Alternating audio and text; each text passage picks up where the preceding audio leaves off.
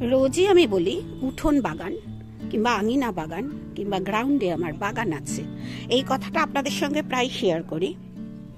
তা সেই কি কি গাছ আছে, এই দেখুন আমার রাস্তায় যাবার গেট, আর এই যে এখানে কি কি গাছ আছে আপনাদের সঙ্গে শেয়ার করছি। প্রথমেই দেখুন পাট শাক। পাট শাক যেটা আমি করি, আমার শুধু এই চন্দ্রমল্লিকা করার সময় যে খুঁটি লাগে সেই খুঁটিটা তৈরি করার জন্য, কারণ পাট শাক আমরা খাই না।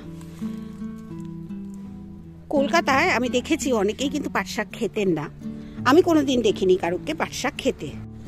আমি অনেক দিন ধরে কলকাতার থেকে চলে এসেছি এই হুগলি জেলায়, এবং হুগলি জেলায় অনেক দিন থাকি। এখানকার লোকেরা সবাই পাট শাক খান, প্রত্যেকের খাদ্য তালিকা কিন্তু আলাদা আলাদা।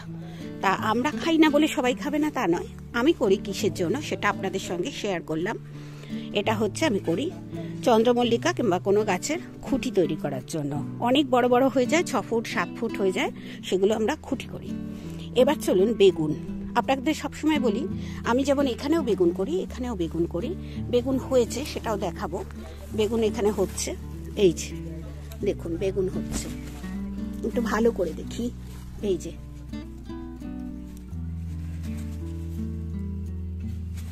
বেগুন হচ্ছে, সবকিছুই এখানে করা যায়, কিন্তু আমি কোনো কারণে এখানে কয়েক বছর বাগান করি না। এবার দেখুন এই দিকটা দেখাই, এই দিকটা ভুট্টা গাছ।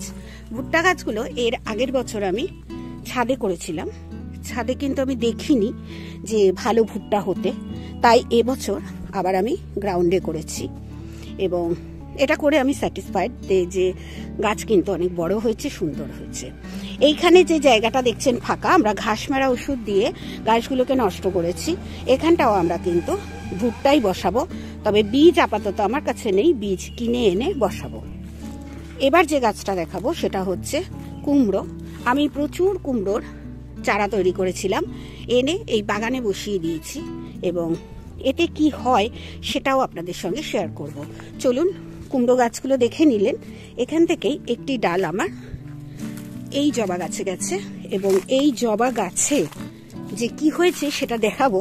এই জবা গাছে যে কুমড়োর ডালটা গেছে, আজকেই আমরা দেখলাম, ওই যে এই দেখুন, যেটা ছাদ বাগানে সহজে হয় না, তাড়াতাড়ি ফল আসে না, সেটা কিন্তু উঠোন বাগানে যদি আপনি গাছ বসান সেটাই কিন্তু তাড়াতাড়ি ফল আসে। তার প্রমাণ এই যে আপনাদের দেখালাম। আর এইভাবে কিন্তু বাগান আমি করি। আপনাদের অনেকবার বলেছি যে আমার কিন্তু বিরাট একখানা জায়গাও আছে বাড়ি ছাড়াও।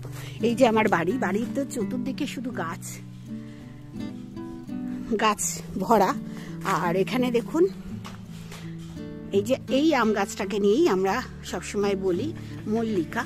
এই দেখুন কতটা দেখতে পাচ্ছেন আমি জানি না, প্রচন্ড রোদ, আমার চোখে রোদ পড়ছে। আর তার পাশে যে গাছটা আছে সেটা হচ্ছে আম্রপালি। প্রত্যেক দিনই আমি বলি আমার যে গ্রাউন্ডে বাগান আছে সেই বাগানে আমি সব গাছ, এক্সট্রা যে গাছ বসিয়ে দিই। আজকে আমি দেখিয়ে দিলাম আমার বাগানের গাছ, এবং এরপর যাব ছাদেও দেখাবো কিছু, যেহেতু আমার ছোট্ট ছাদ বাগান তাই। আর এখানে দেখুন পাট, এই দেখছেন সব রকম গাছ কিন্তু আমার বাড়িতে তৈরি হয় আর কি। এবার দেখুন এইখানে আসি, এই দিকটায় বাড়ির পাশে যে জায়গা আছে, এখন আমরা কলা গাছগুলো সব কেটে দিচ্ছি। 2 তলা 3 তলা সমান উঁচু হয়ে যায় কলা গাছগুলো কেটে দিচ্ছে এই জন্যে, এখানে কলা হলে আমার ভাগ্যে সেই কলার কাঁদি আসে না, সেই কলার কাঁদি রাত বিরেতে ফাঁকা হয়ে যায়। এই জন্যে আমরা এখানে কলার কাঁদি পড়লে, মানে পেকে গেলে কলা, রাত বিরেতেই কলা চুরি হয়ে যায়। তাই আমরা ঠিক করেছি যে এই সব গাছ একদমই রাখবো না, এবং এই গাছগুলো যখনই মোচা ধরছে, মোচা এবং থোড় আমরা খেয়ে নিচ্ছি প্রত্যেকটা গাছ থেকে। যত গাছ দেখছেন কাটা হয়েছে সব এখানে সারের জন্য রাখা হয়েছে, ছোট গাছ বসাবো এখানে আস্তে আস্তে। এগুলো এখানে কিন্তু পুরো লঙ্কা বাগান ছিল আমার, তারপরে যখন কলা গাছ হয়েছে ওর ছায়ায় আর আমি লঙ্কা গাছ করতে পারিনি, কিন্তু আবার ভাবছি লঙ্কা গাছ করব। এইখানে দেখুন এটা একটা, আমি সবসময় বলি আমি নিজে চারা তৈরি করি গুটি কলম করে লেবুর, এটা কিন্তু গন্ধরাজ লেবু, এখানেও রয়েছে গন্ধরাজ লেবু একটি আছে, আর এই যে কলা পাতায় ঢাকা পড়ে গেছে এটা কাগজি লেবু। সব রকম গাছ কিন্তু যেমন নিচে আছে তেমনি কিন্তু আমার ছাদেও আছে। আমরা ছাদ এবং বাগান সবসময় গাছে ভরিয়ে রাখার চেষ্টা করি। এইটা কি ফুল আপনারা বলবেন কমেন্ট করে, আমি বলে দেবো কাঞ্চন ফুল, সাদা কাঞ্চন। তাহলে বুঝতে পারছেন আমার বাগান সবসময় কিভাবে আমি গাছ দিয়ে ভরিয়ে রাখি। এছাড়াও অনেক গাছ আছে, এরপরে একদিন শেয়ার করব। এই গাছটা আপনারা চেনেন, এই দেখুন ফল। এই গাছটা ফলসা গাছ। আমার এরকম ফলসা গাছ 2-3টে আছে, সেই 2-3টে গাছেই কিন্তু আমার ফলসা পাই। একদিন ফলসা তোলার পর, আজকে সকালে যে ফলসা আমি তুলেছি সেই ফলসা কিন্তু আমি খেয়ে নিয়েছি, তা দেখাতে পারলাম না। এরপরে যেদিন ফলসা তোলা হবে সেদিন আমি দেখাবো। এই গাছটা দেখুন, এটা গোড়া লেবুর গাছ। এই দেখুন লেবু হয়েছে, এটা গোড়া লেবুর গাছ, একটি বিরাট বড় গাছ। আমরা এবার কেটে দেবো, ছোট করে দেবো এই গাছটা, চেষ্টা করবো এই গাছটা ছোট করে দিতে। এক নজরে আমার বাগানটা দেখে নিন। আমি কিন্তু এক পাশ দেখাচ্ছি, শুধু এক পাশেই দেখাচ্ছি যে বাগানে আমি কি কি গাছ বসিয়েছি এবং কি কি গাছ করেছি। এটা আমার গ্রাউন্ড বাগান। চলুন এবার ছাদে যাব, ছাদে আপনাদের সঙ্গে আবার একটু কথা বলবো। এই যে কচু শাক দেখছেন, এগুলো কিন্তু আমি নিজের খাবার জন্য কিংবা কেউ যদি খেতে চান তাদের দেওয়ার জন্য চাষ করি। আমি চাষই করি, সত্যি কথা বলতে। আমি নিজে কচু গাছ হাতে করে বসিয়েছি। চলে এসেছি ছাদে, ছাদ বাগানে। নমস্কার, আমার ছোট্ট ছাদ বাগানে সবাইকে স্বাগত। আর আজকে আমি উঠোন বাগানটা দেখালাম, কেমন লাগলো কমেন্ট করবেন। আমি সব সময় সব জায়গা সবুজ করে রাখার ইচ্ছা প্রকাশ করি, তাতেই কিন্তু এখানে সেখানে গাছ আমি লাগাই। যে কোনো জায়গা আমার ফাঁকা নেই। আমার ব্যালকনি, তারপরে যেটা আমরা বক্স জানলা বলি, সব জায়গায় আমার গাছ। আমার বাড়ির সৌন্দর্য বর্ধন করে গাছ। হয়তো সবাই পছন্দ করবেন না, কিন্তু আমি যেটা পছন্দ করি, আমি মনে করি আমার পছন্দই সবার পছন্দ। বাড়ির ভেতর, অন্য জায়গায় নয়। আমার বাড়িতে আমার পছন্দই শেষ কথা, এটাই আমি মনে করি। এবং গাছ যে ভালোবাসে না, আমার মনে হয় না সে বোধহয় আমার সঙ্গে থাকতে পারবে না। গাছ ভালোবাসবেই, এবং আমার শখকে যারা প্রায়োরিটি দেবে তাদেরও আমি ভালোবাসবো, এটাই আমার ইচ্ছা। যাই হোক, আমি গাছ করে কিন্তু অনেক ভালো থাকি, আমার সময় কাটে। শুধু তো সময় কাটে না, শুদ্ধ খাবার খাই। দেখুন, আপনারা সব সময় দেখবেন আমার ছাদ বাগানে শাক। এত শাক কিন্তু আমার প্রয়োজন হয় না, তবুও থাকে, কারণ গাছ দিয়ে আমি ভরিয়ে রাখতে ভালোবাসি আমার ছাদ বাগান। গাছ দিয়ে ভরে থাকুক না। এই যে ফলটা, কি ফল হবে আমি নিজেও জানি না। এই যে হলুদ ফুল হয়েছে, তবে আমি মনে করছি ফুটি হবে হয়তো, কিন্তু তাও রেখে দিয়েছি। আমি কিন্তু নিজেও জানি না যে কি ফল হবে, দেখব কি ফল হয়। এখনো তো ফলের যে কড়া পড়ে, মানে ফিমেল ফুল আসেনি। এই দেখুন কোথায় চলে গেছে, কিন্তু সুন্দর হলুদ হলুদ ফুল হয়েছে, সুন্দর ফুল হয়েছে। এই যে সুন্দর হলুদ হলুদ ফুল হয়েছে। তা আমরা তো ফুলও ভালোবাসি, কিছু সবজি না হলেও ফুলটা থাকবে। তাহলে আমি যে বলি সব সময় যে আমি উঠোন বাগানেও গাছ করি, আপনাদের আজকে আমি ভরপুর দেখিয়ে দিলাম। আরও গাছ আছে, অনেক গাছ আছে। কোনো গাছ আমার মানে উঠোনে কিংবা ছাদে নেই সেটা নয়।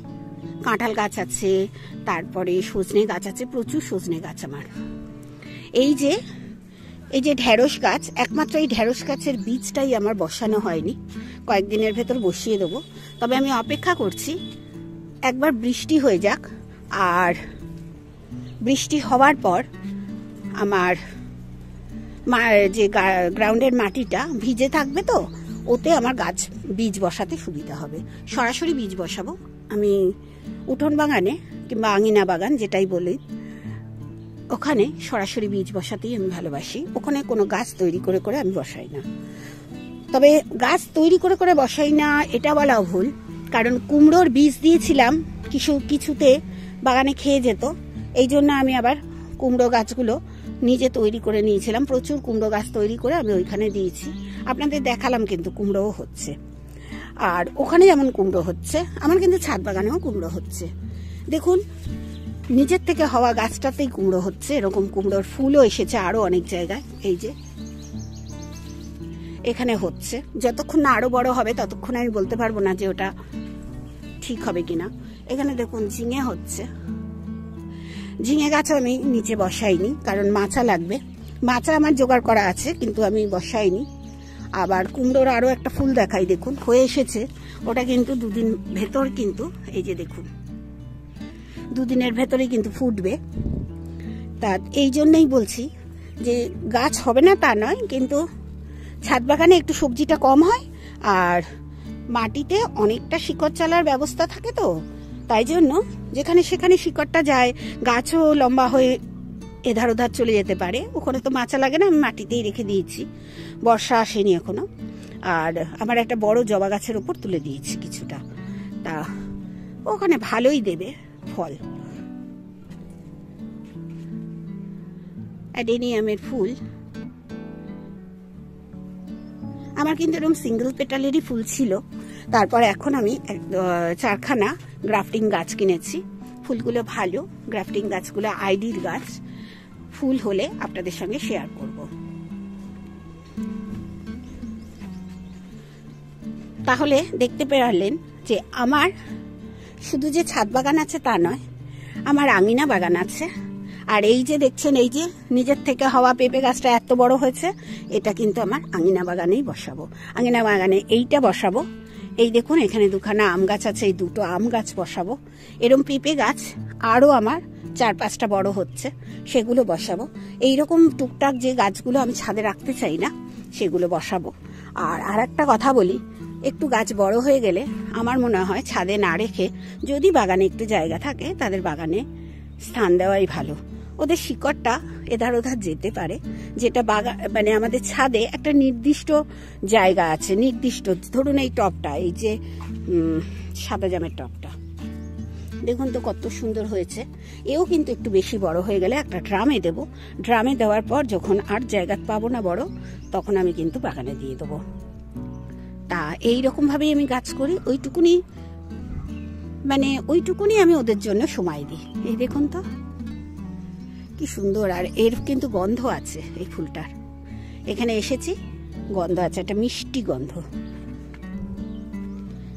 আর যেটা বলার, হয়তো এর ভেতরেই আমি আজকেই হয়তো করব, এটার একটা মাচা মতো করব, ওই দিক দিয়ে বাইবে। এই যে 2টো লাঠি বসানো আছে, আজকে দেখি চেষ্টা করব এইরকম করে দেবো, ওই দিক দিয়ে উঠে ও আমার মাচায় চলে যাবে।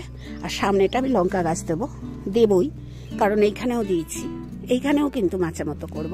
সব জায়গায় একটু ছোট ছোট করে মাচা করে তারপর কিন্তু আমি এই নেটে এদের তুলে ধরবো। গাছ করতে হবে, যেহেতু আমরা ছোট জায়গায় গাছ করছি ছাদে, তাহলে গাছটা করতে হবে একটু বুঝে শুনে। এই লেবু গাছগুলো বেশ কদিন হলো আমার কাছে এসেছে, কিন্তু এখনো বড় জায়গায় বসাইনি, কারণ হচ্ছে লেবু আছে বলে। আরেকটু লেবুটা বড় হলে তখন কিন্তু একটা টবে দেব। মাটি কিন্তু আমার লেবু গাছে তৈরি করা আছে।